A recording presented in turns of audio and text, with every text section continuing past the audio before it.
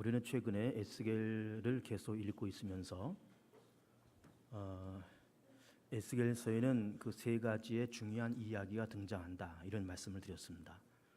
우선 그 초반에는 네 생물에 대한 이야기, 그리고 우리가 지금 보고 있는 마른 뼈 골짜기 이야기, 그리고 이제 에스겔서 마지막에는 성전 환상에 대한 이야기가 등장을 합니다. 에스겔이 누구인가?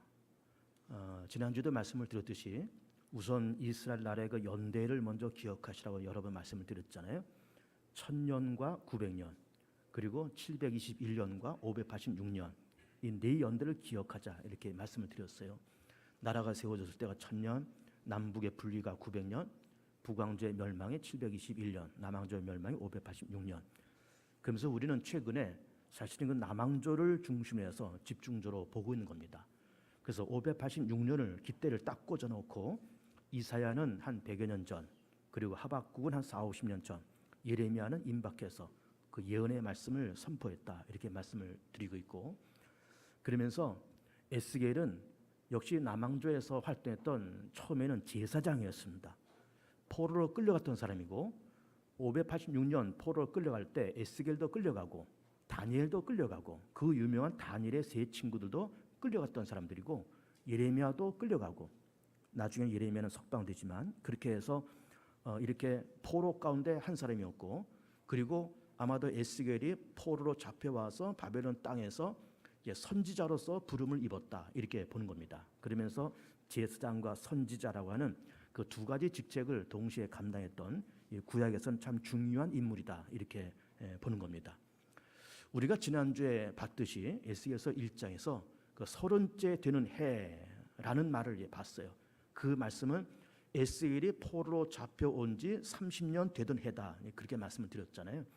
그러면서 30년이라는 그 시간이 결코 짧은 시간이 아니잖아요. 그 오랜 시간 동안에 포로 생활을 하면서 뭐 힘도 들고 때로는 낙심도 되고 고달프고, 그러면서 그발 강가, 그발이란 강을 지난주에 영상을 본 바가 있잖아요. 그 유브라데스 티그리스 강으로 흘러가는 작은 지천이라 했습니다. 아마도 나무 그늘 아래 앉았겠죠. 예루살렘 향해서 덮어도 앉아서 고향을 그리워하고, 예루살렘이 그렇게 무너졌는데 지금 어떻게 되는가 궁금하기도 하고, 또 우리는 이렇게 포로로 끌려왔는데 이 포로가 언제 끝날지, 과연 우리가 살아생전에 예루살렘으로 돌아갈 수 있을지, 무너진 이스라엘 나라는 다시 회복될 수 있을지, 이런 것에 대해서 여러 가지 추억과 향수와 그리고 고향에 대한 그리움에 빠져 있을 때 하나님께서 환상과 계시 가운데 보여준 그 말씀과 계시의 말씀을 받아서 기록한 책이 에스겔서다, 이렇게 말씀을 드렸어요. 그러면서 이제 말씀드린 것처럼 초반에는 생물에 대한 사건, 그 다음에 마른 뼈 골짜기, 그 다음에 성전 환상, 이 세 가지가 에스겔서의 아주 중요한 그런 사건이고 우리가 눈여겨봐야 될 그런 구절이다, 이렇게 볼 수가 있습니다. 오늘은 이제 그 세 가지 사건 가운데서 두 번째를 보고자 합니다. 이른바 그 에스겔의 마른 뼈 골짜기 이야기인데, 역시 이것도 에스겔의 환상 가운데 마른 뼈 골짜기를 보는 겁니다. 하나님의 영이, 하나님의 권능이 에스겔을 사로잡고 어느 골짜기로 이렇게 데리고 가십니다. 그러면서 그 골짜기 안에 무엇이 있는가 하면은 사람의 뼈, 해골과 뼈, 그것도 아주 오래돼서 아주 마른 뼈가 가득히 들어있는 그런 골짜기를 보여주시면서 하나님께서 말씀하시기를, 에스겔아, 이 뼈가 능히 살겠느냐? 여러분, 뼈가 살 수 있겠습니까? 뼈가 이게 달라붙어서 이게 사람이 되고 움직이고 그렇게 할 수 있겠습니까? 이거는 사람의 상식으로 되지 않는 일이고 사람의 과학적인 힘으로도 될 수 없는 일이기 때문에 에스겔이 고백하기를, 주님께서 아십니다. 하나님께서 하실 수 있는 일이고 하나님만이 아시는 일입니다. 그렇게 얘기하니까 하나님께서 에스겔을 향해서 뭐라고 말씀하신가 하면은 이 뼈를 향해서 대언해보라 말씀합니다. 그 대언이란 말은 말씀을 받아서 대신 전달하는 것이 대언이죠. 그래서 에스겔이 하나님 말씀을 받아서 대언할 때 뼈들아 붙어라, 그리고 힘줄은 생겨라, 살은 올라라, 가죽은 입혀라, 그렇게 하나님 말씀을 대언하니까 뼈와 뼈가 붙어서 어떤 형태가 되고 거기에 힘줄이 붙고 살이 붙고 가죽이 붙고, 그래서 마지막에 또 대언하면서 사방에 생기야 이 사망을 당한 자들에게 들어가라, 그러니까는 생기가 들어와서 이 마른 뼈가 일어나서 결국은 극히 큰 군대가 되었다. 이런 말씀을 본문에서 하시고 있는 거예요. 그러면 이 본문을 보면은 우선 마른 뼈가 변화돼서 극히 큰 군대가 되었다. 그러면 뼈는 무엇이고 군대는 무엇일까? 마른 뼈는 이런 거죠. 지금 무너진 예루살렘에 살고 있는 그 사람들, 그리고 포로로 잡혀가 있는 그 사람들, 이 양쪽에 다 상황이 어렵잖아요. 그럼 특별히 포로 잡혀가는 이 사람들이 그리고 고향을 그리워하고 이 포로가 언제 끝날지 하염없이 상념에 잡혀있는, 그러면 희망 없이 내일 없이 살아가는 그 사람들이 바로 마른 뼈였다라고 하는 것이고, 거기에 하나님의 말씀이 대언하고 하나님의 생기가 들어가니까는 극히 큰 군대가 되었다는 겁니다. 그럼 극히 큰 군대는 무엇인가 하면은 아무 희망 없이 살고 있는 이 포로들이 일어나서 하나님의 생기를 덧입어서 군대가 돼서 다시 예루살렘으로 복귀하고, 그러면서 무너진 예루살렘을 다시 세우고 무너진 이스라엘을 다시 재건했다라고 하는 것이죠. 실질적으로 역사적으로 그것이 이루어집니다. 그래서 586년에 바벨론 침략받아서 예루살렘이 함락되고 많은 사람들이 포로로 잡혀간 다음에 바벨론은 곧바로 페르시아한테 멸망당하고, 페르시아 왕국의 고레스라는 왕이 된 첫 해죠. 원년에 포로 잡혀있는 그 히브리 백성들은 다시 돌아가도 좋다라는 이른바 고레스 칙령을 내리고 그 사람들이 돌아와서 예루살렘을 재건합니다. 그때가 언젠가 하면은 538년이고, 돌아와서 예루살렘을 재건할 때 대표적인 그 지도자들이 에스라, 그리고 느헤미야, 그리고 스룹바벨, 그리고 또 학개, 이런 사람들에 의해서 예루살렘 성이 재건되고 정말로 극히 큰 군대가 되어서 강력한 이스라엘 사회를 그때부터 만들어 갔다라고 하는 것이고, 정말 에스겔이 보았던 마른 뼈가 군대가 되는 그 환상이 환상으로만 끝난 것이 아니라 그것이 실질적으로 역사적으로 이루어진 놀라운 사건이다라고 하는 것을 이제 볼 수가 있습니다.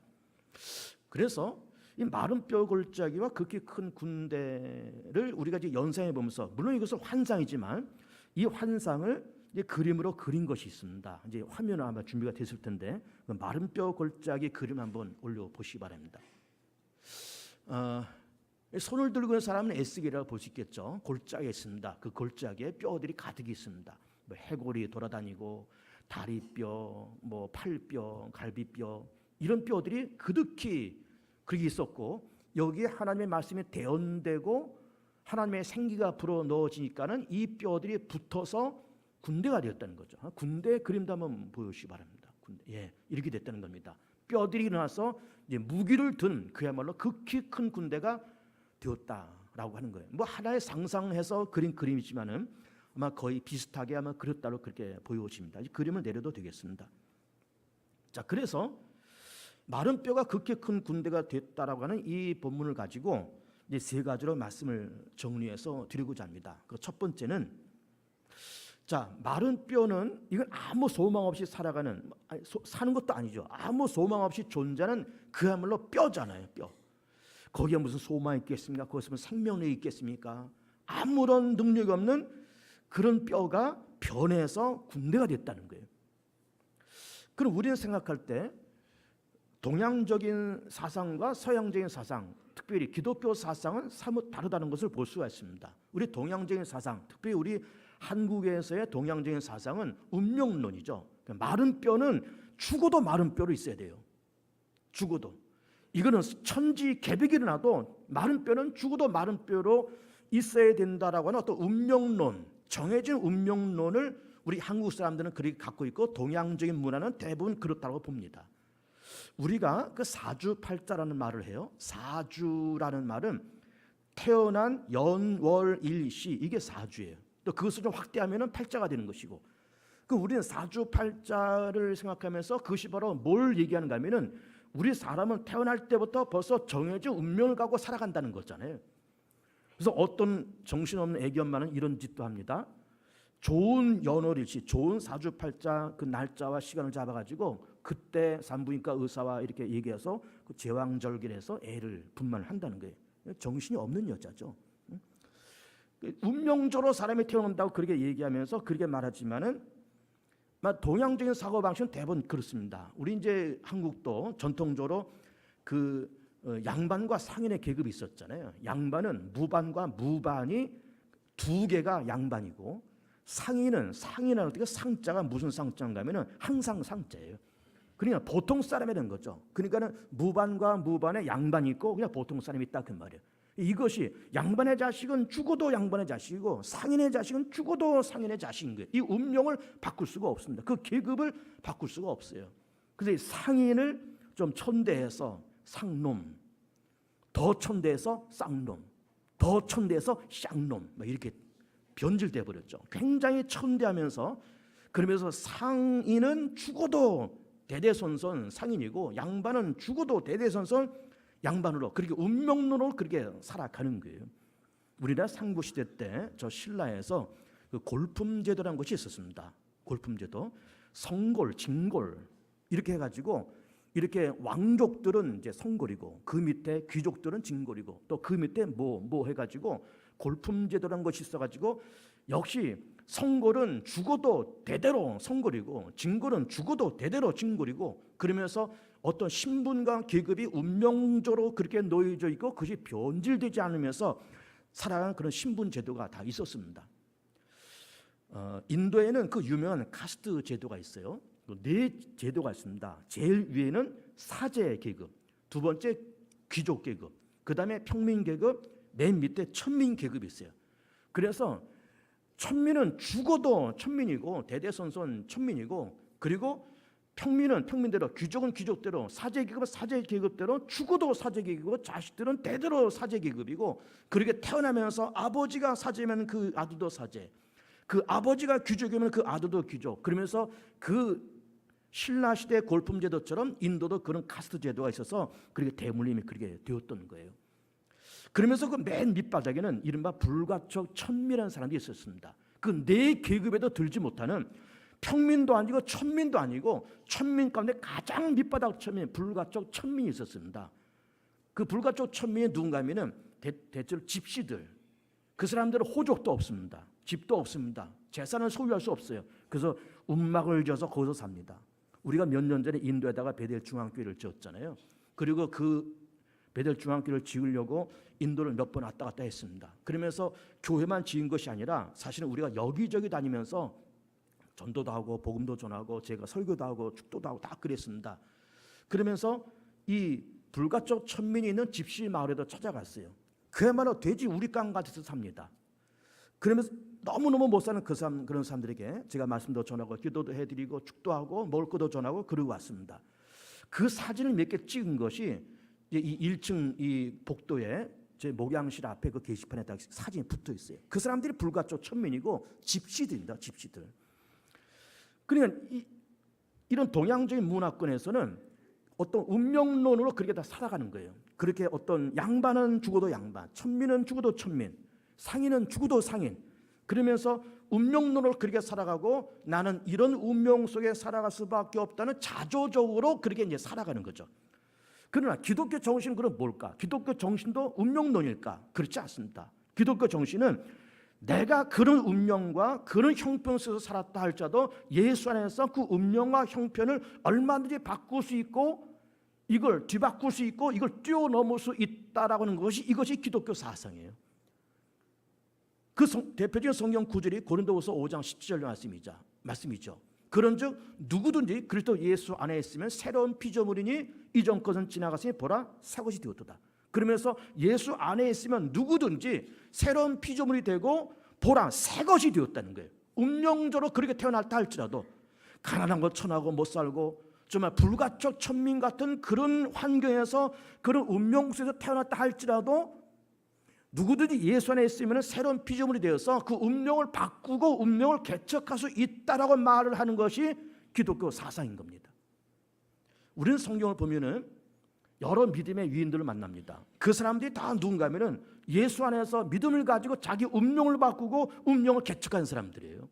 그 유명한 아브라함을 보면 아브라함은 주전 2000년 사람이고 지금으로부터 약 4000년 사람이잖아요. 갈대아 우르에 살고 있었습니다. 갈대아 우르에서 그의 아버지 데라는 우상을 열심히 섬기던 사람이었다는 거예요. 그리고 어떤 설에 의하면은 그의 아버지 데라는 우상을 만들어서 파는 사람이었다는 거예요. 우상 장사를 했다는 거예요. 우상 장사를.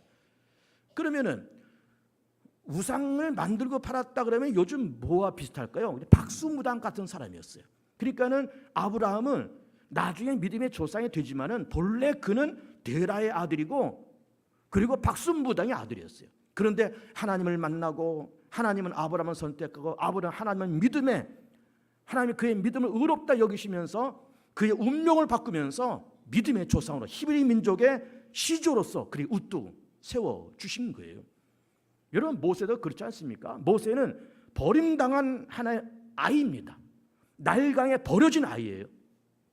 버려진 아이입니다. 그런데 바로의 공주가 건지고, 물론 그도 하나님의 놀라운 섭리와 계획이 그 속에 있겠지만은 바로의 공주가 그 아기 모세를 건져서 자기 아들 삼아서 모세는 버려진 아이였는데 그는 믿음을 통해서 애굽의 왕자로서 그렇게 살고 출애굽의 지도자가 될 수 있었던 겁니다.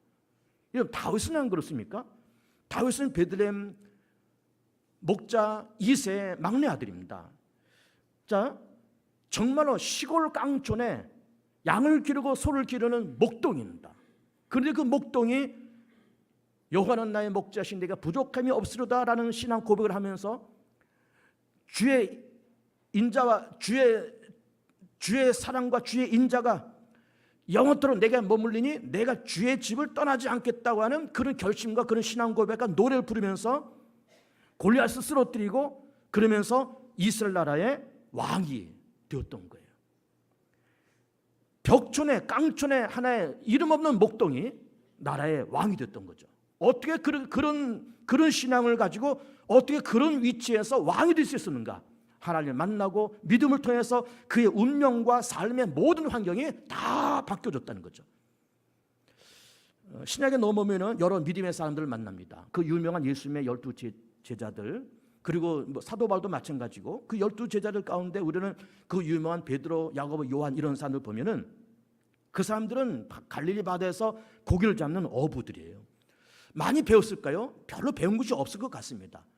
뭐 사회적으로 그런 위치가 높았을까요? 높지도 않았을 겁니다. 지극히 평범한 사람들이고 배운 것도 별로 없는 사람들이었는데 예수님 만나서 지혜도 생기고 믿음 생기고 그러면서 베드로는 베드로 전후서를 쓰고 요한은 요한복음과 요한 1, 2, 3서와 그리고 요한 계시록까지 썼던 거예요. 배운 것이 없는 사람들인데 예수 안에서 새로운 피조물이 되어서 그러면서 자기 운명을 받고 운명을 개척한 놀라운 사람이다, 이렇게 보는 겁니다. 요즘 최근에 지난주간에 우리 행복 아카데미를 개강을 했어요. 그래서 우리가 지난 1학기 때는 확신의 삶을 공부하고 이번 2학기 때는 회복의 삶을 공부합니다. 그러면서 일과를 이제 지난주에 개강하면서 거기에 대해 공부하는 사람들 다 공부했겠지만 거기 몇몇 사람들이 등장합니다. 유태영 박사하고 그리고 강영우 박사와 그리고 그 행복 아카데미 책을 집필한 그 백동조 목사님에 대한 이야기가 거기 나와 있어요. 우리 지난주에 다 공부했습니다. 그 아카데미에 나오는 분들은.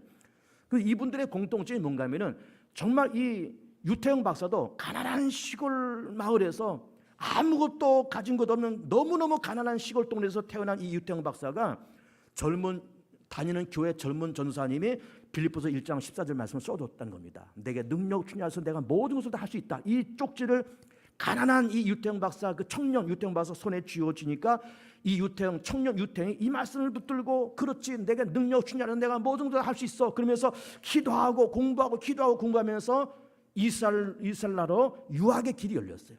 히브리 대학 가서 공부하고 건국대학의 교수가 되고 박정희 정권 때 새마을운동의 지도자가 되고 그 당시에 농업정책 보좌관, 청와대에서 농업정책 보좌관으로 그렇게 일을 했습니다. 강영우 박사도 마찬가지예요. 이분은 소경입니다. 앞을 보질 못하는 분이에요.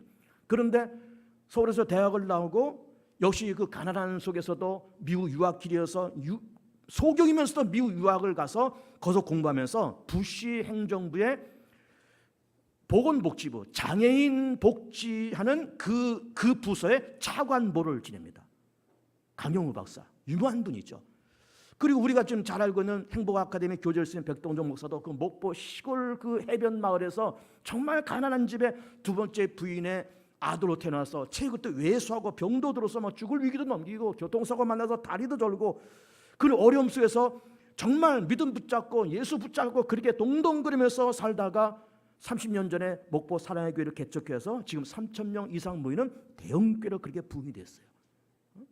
여러분, 서울에서 3,000명 모이는 교회도 참 대형교회라고 말할 수 있는데 그 땅끝 마을, 그 벽촌에서 목포 끝에서 3,000명 교회라가 그러면은 그야말로 대성을 거둔 그런 목사님이 되었잖아요.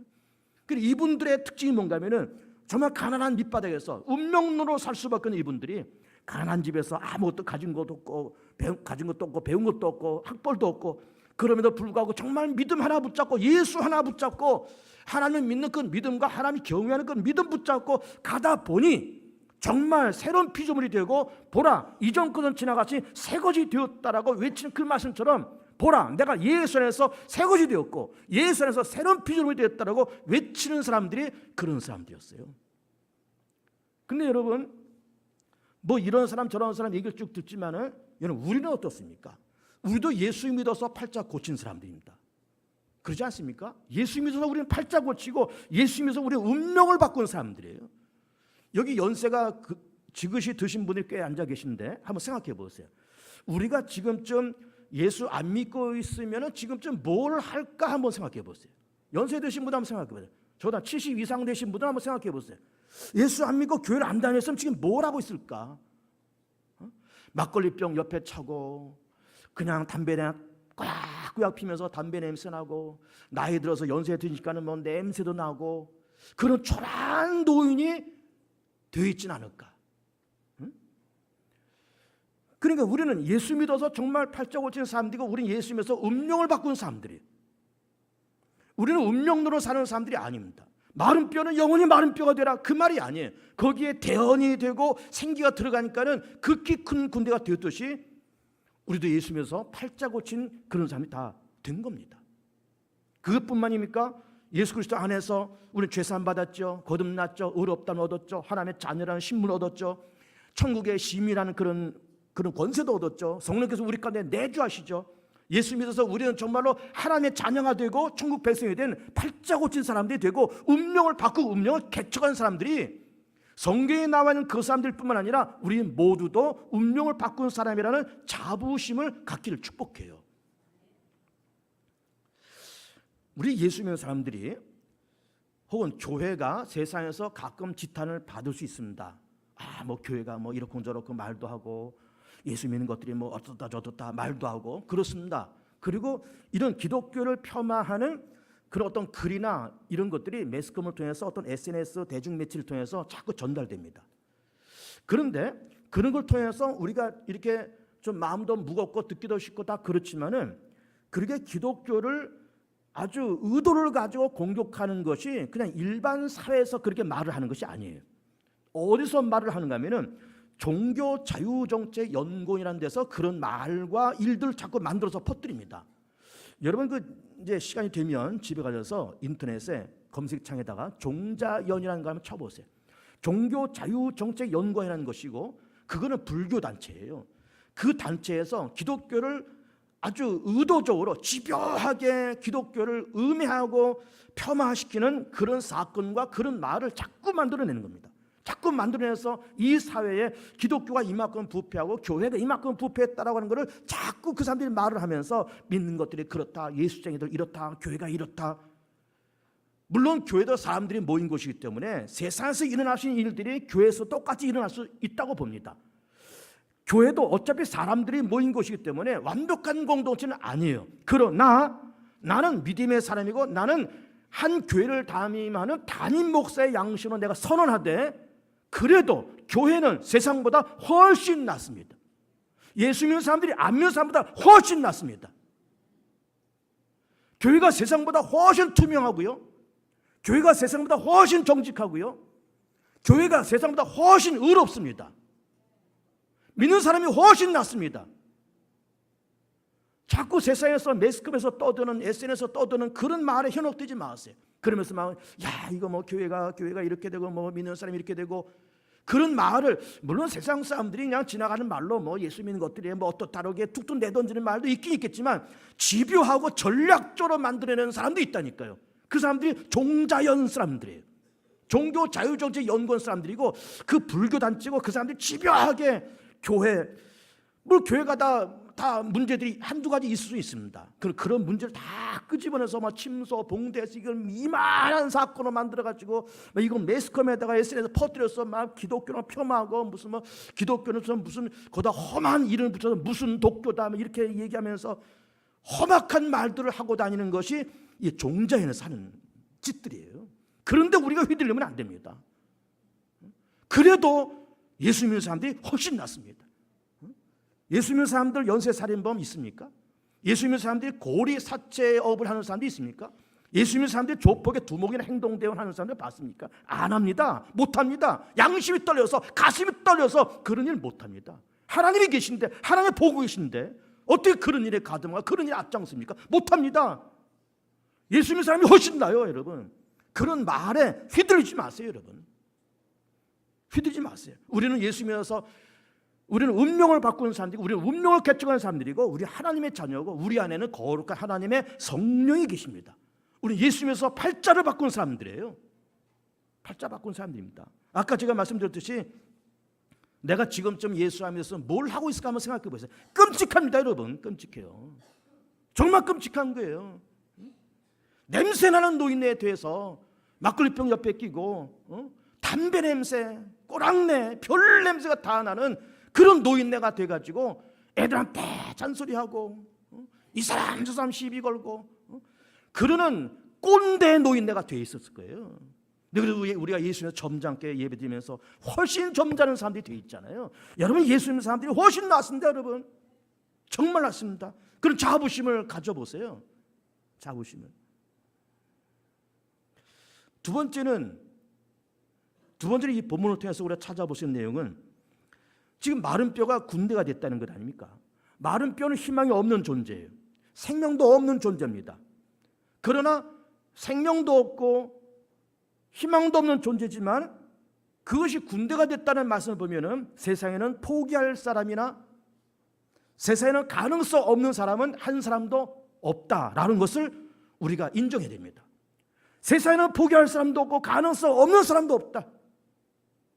가능성 없는 사람도 없다. 가끔은 아이들 낳아서 기르면서 속상할 때도 있습니다. 마음도 아프고. 그러나 조금 철이 일찍 드는 아이들도 있고 철이 늦게 드는 아이들도 있듯이 다 늦게 되느냐 일찍 되느냐 그 차이일 뿐이지, 시간의 차이일 뿐이지, 좀 기다려 보세요. 다 사람 되고 다 사람 구실할 때가 있습니다, 여러분. 다 있습니다. 그러므로 포기할 사람은 없고, 그리고 전혀 가능성 없는 사람도 없는 거예요. 식구 가운데 믿지 않는 남편이 핍박하고 겉돌고 돈 안 갖다 주고 그렇다 그럴지라도 그러면 그 사람이 정말 버림받아야 될 사람이고 포기할 사람일까? 그렇지 않습니다. 거기에도 지금 마음이 좀 삐뚤어지고 양심이 삐뚤어지고 다 그렇지만은 그 안에 비록 적은 것이라 그럴지라도 여전히 하나님의 형상은 남아있고 0.0001%라도 소생의 가능성이 있고 하나님의 형상은 여전히 남아있는 거예요. 연쇄살인범이라 해서 정말 교도소에 들어가서 사형 집행을 기다리는 그 사형수라 그럴지라도 여전히 그 사람은 포기하면 안 되고 여전히 그 사람도 가능성이 있는 사람입니다. 저는 목사의 양심으로서 그리고 신앙의 양심으로서 사형 제도는 폐지되었으면 좋겠다는 것이 저의 생각입니다. 왜 그럴까? 비록 그 사람이 정말로 흉악범이고 가정파괴범이고 연쇄살인범이라 그럴지라도 여전히 그 사람도 포기해서는 아니 되고 여전히 그 사람도 여전히 가능성은 낮지만 여전히 가능성은 여전히 남았기 때문에 포기하면 안 되는 거예요. 기회를 또 줘야 되는 겁니다. 그런 차원에서 우리는 자녀도 그렇고 우리 가까이 있는 가족들도 그렇고 우리 친구들도 그렇고 참 마음에 안 들고 힘들고 이게 언제 사람이 될까라고 하는 그러면서 우리가 가슴 아파하고 힘들어하지만은 기다려주면 하나님의 은혜 속에 기다리는 내 기다림과 기도의 눈물과 하나님의 은혜가 부어지면 얼마든지 자녀가 됐던 누가 됐던 새로운 피조물, 새로운 사람은 언제나 될 수 있다는 가능성을 갖고 포기하지 않기를 축복해요. 이런 말이 있습니다, 여러분. 사람이 50을 넘으면 배웠는지 안 배웠는지가 다 똑같고 사람이 60을 넘으면 이쁘다 곱다는 것도 다 똑같답니다. 그럼 우리는 뭐 젊어서 뭐 대학을 나왔다. 어떤 사람은 국민학교밖에 못 나왔다. 그래도 50 넘어가면은 배웠나 안 배웠나 다 비슷하다는 거예요. 지식의 수준이 비슷하고 세상 사는 삶의 수준이 다 비슷하다는 거예요. 60 넘으면 젊어서는 뭐 이쁘다 곱다 다 그렇지만 60 넘으면 그냥 거기서 거기라는 거예요. 거기서 거기라는 거예요.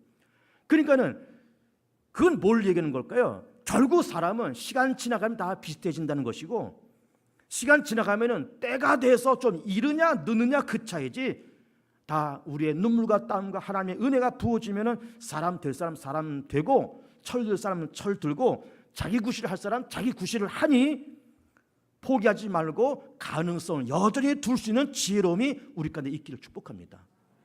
세 번째로는 우리 이 말씀을 보면, 그러면은 마른 뼈가 극히 큰 군대가 되었다, 그래서 정해진 운명은 없다라는 말씀도 제가 드리고 있고, 포기하지 말자는 말씀도 드리고 있으면서, 마른 뼈가 군대가 될 때까지는 여기 이 본문을 가만히 보면은 그럼에도 불구하고 두 가지의 사역이 필요하다는 것을 말씀하고 있어요. 첫 번째는 뭘까요? 대언이고, 두 번째는 생기입니다.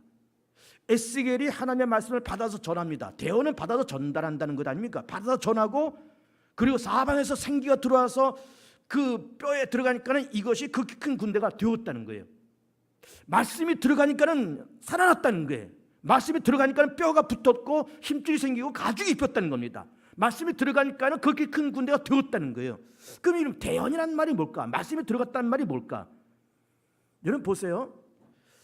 우리는 이렇게 평범하게 세상을 살아가면서 우리는 다행 속에 예수 믿어서 하나님의 존재도 알고, 내가 지음받은 피조물이라는 존재도 알고, 2000년 전 하나님의 아들 예수님께서 이 땅에서 나를 위해서 십자가 죽으셨고 부활하셨다는 사실 내가 믿지만, 이렇게 믿게 된 까닭이 내가 어느 날 그냥 방에 가만히 앉아서 아 하나님이 계셔, 예수님이 나를 위해서 오셨지, 나를 위해서 죽으셨어, 나 예수 믿어야지, 교회 다녀야 되지 하면서 내 발로 온 것이 아니에요. 내 발로 온 것이 아닙니다. 하나님의 존재와 예수님의 십자가의 이 사역은 누군가가 전달해 주는 사람의 수고와 구체적인 말씀이 전달될 때 믿어서 그 말씀에 굴복되는 것이지, 자기 생각과 이성을 발동해서 하나님을 깨닫고 이성을 발동해서 자기 스스로 예수를 발견할 수는 없는 겁니다, 여러분. 물론 로마서 1장 19절에서 이렇게 말씀하셨습니다. 하나님을 알만한 것이 그들 속에 보임이라, 하나님께서 이를 그들에게 보이셨느니라. 창세로부터 그의 보이지 아니하는 것들 곧 그의 영원하신 능력과 신성이 그가 만드신 만물에 분명히 보여 알려졌나니 그러므로 그들이 핑계하지 못할지니라. 이 말은 뭔가 하면은, 사람이 어렴풋이 세상을 바라보면서 아 어렴풋이 어떤 전능한 어떤 힘이 존재한 것 같아, 세상에는 분명히 어떤 영험한 어떤 신의 어떤 존재가 있는 것 같아, 뭔가 어떤 전능한 어떤 신이 세상을 만든 것만 같아라고 하는, 정말 장님이 코끼리 다리를 만지듯이 우리의 얕은 이성의 힘을 가지고 창조주의 존재와 어떤 하나님의 어떤 신성한 능력을 어렴풋이는 알 수 있다는 거예요. 그런데 어렴풋이는 알지만 구체적으로 하나님은 아버지의 하나님이요, 창조의 하나님이요, 전지전능하시고 전지하신 하나님이시요, 우리가 죄가운데 빠졌을 때 독생 예수를 보내서 예수를 통해 우리 구원하신 하나님이시요 라고 구체적인 것을 우리는 모르는 거예요. 누군가 전달해 줘야 됩니다. 전달해 줄 때, 그래서 믿음은 들으면서 나는 것이고 들으면 그리스도의 말씀으로 말미암아 그렇게 말씀을 하시고 있는 거예요. 자, 대언이 되어야 된다는 말씀 들어보세요. 우리 전도의 방법이 여러 가지 있습니다. 또 전도주도 굉장히 여러 가지 전도주가 있어요. 그러면서 전도의 방법과 전도주에서 아주 고전적인 전도주가 있어요. 그것이 뭔가 하면 그 유명한 사형리입니다. 사형리. 대학생 선교회 CCC에서 만들어낸 그 전도지인데, 노란색 요만한 딱지처럼 생긴 거 이렇게 돼 있잖아요. 그 사형리가 이렇게 되어 있습니다. 첫째, 하나님은 당신을 사랑하시고 당신을 향한 계획이 있습니다. 두 번째, 그러나 인간은 죄에 빠져서 하나님의 사랑과 하나님의 계획을 모릅니다. 세 번째, 그러나 하나님은 예수 그리스도 이 땅에 보내서 우리의 죄를 위해서 십자가에 죽으셔서 우리의 죄를 다 용서하시고 다 해결하셨습니다. 네 번째, 그 예수를 마음에 믿고 의지하고 하나님을 섬기면 구원받고 새롭게 되고 거듭나고 하나님의 자녀가 됩니다. 이게 네 번째 사형리예요. 전도 전문가들과 신학자들이 사형리를 완벽하게 내가 소화하고, 사형리를 내가 완벽하게 소화하고 내가 믿고, 이거를 불신자가 되었던 타종교 사람이 되었던 무신론자가 되었던 그 사람 앉혀놓고 이 사형리를 정말 액면 그대로 내가 이해하고 내가 은혜 받은 사형리를 체계적으로 얘기했을 때 70%가 영접한다는 거예요. 70%가. 응? 예수 믿는 사람들 말고 무신론자들, 불신자들, 타종교 사람들이 70%가 굴복한다는 거예요. 그럼 왜 이렇게 굴복할까? 하나님의 말씀이 대언되잖아요. 대언되니까는 죽은 영혼이 살아나는 거예요. 죽은 영혼이.